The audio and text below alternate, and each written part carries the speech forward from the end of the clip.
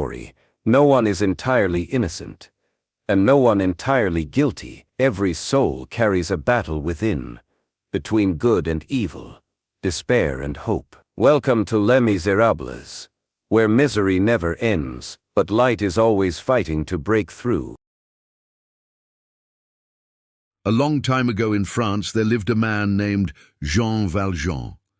He was kind and strong, but life had been very hard for him. One day, Jean was so hungry that he stole a loaf of bread to feed his sister's children. For this small crime, he was thrown into prison for 19 years. When Jean was finally free, he had nothing. People were afraid of him because he had been in jail. No one would give him a place to sleep or food to eat. But then something magical happened. An old bishop welcomed Jean into his home. The bishop gave him dinner, a warm bed, and treated him like a friend. But Jean, still scared and angry at the world, ran away in the night and stole the bishop's silver. The police caught Jean and brought him back, but the bishop smiled and said, "I gave him the silver, and here you forgot the candlesticks." He handed them to Jean and whispered, "Use this silver to become a good man." Jean Valjean was shocked. No one had ever treated him with such love. From that day, Jean promised to be kind and help others. Years passed. Jean changed his name, became a factory owner, and helped many poor people. But one day, he learned about a woman named Fantine, who had worked at his factory. She had been fired unfairly and now was sick and dying.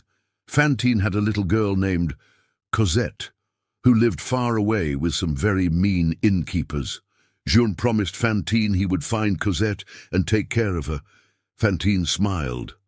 "Thank you," she whispered, and then she closed her eyes forever. Jean went to the inn and found little Cosette. She was just a small girl with tangled hair and a heavy bucket in her hand.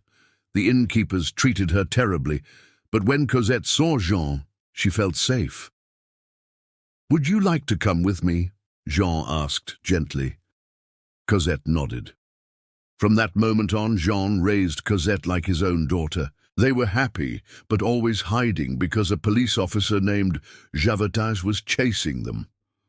Javert believed the law was everything, and he thought Jean Valjean would always be a criminal. Years passed. Cosette grew into a beautiful young woman.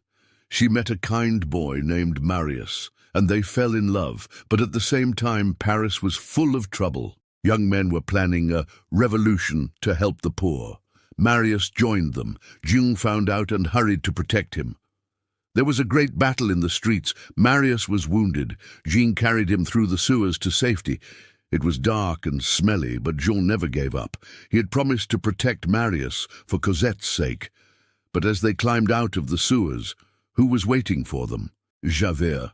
"Stop!" Javert shouted. "You are under arrest!" Jean looked at him calmly. "Let me take this boy home. He is hurt. Then I will come back." Javert had waited his whole life to catch Jean Valjean, but something inside him changed. Jean was not a villain. He was a hero. Javert stepped aside. "Go," he said. Jean took Marius home and disappeared. Later, Cosette and Marius were married. They were so happy. But Jean, feeling tired and old, quietly told them the truth about his past. "I was a prisoner once, but I tried to live a good life." Cosette held his hand. "You are the best man I know." Jean smiled. He had done his best to turn sadness into kindness, pain into love, and as he looked at Cosette and Marius, he knew he had succeeded. The end.